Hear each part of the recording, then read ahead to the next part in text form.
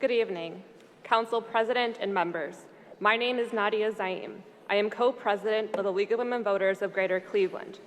For over 100 years, the League has been a nonpartisan grassroots organization that believes voters should play a critical role in democracy.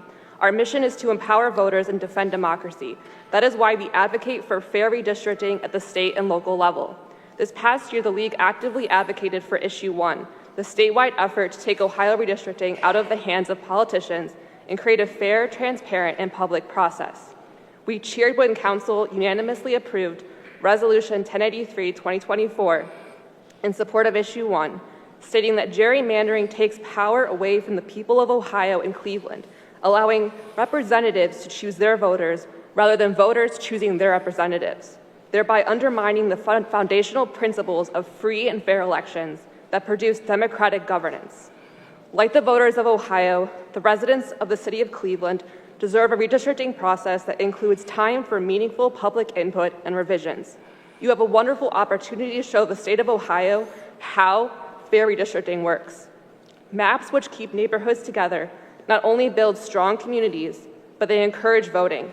People will vote if they feel like their vote makes a difference. When wards are drawn in a way that splits communities and neighborhoods, people don't see a connection between their vote and what happens in our government.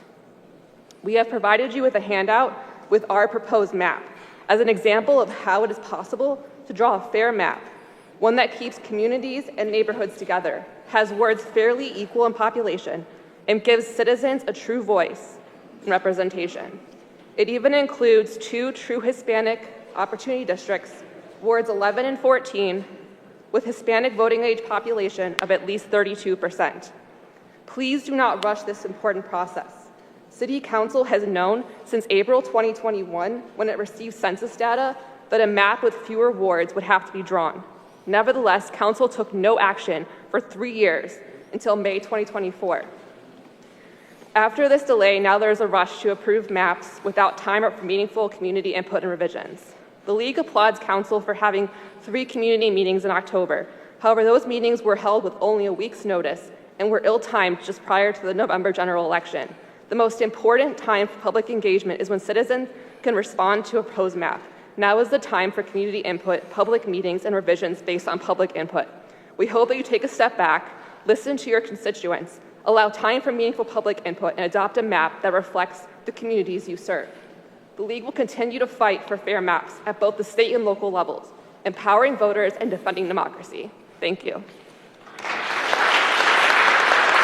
Once again,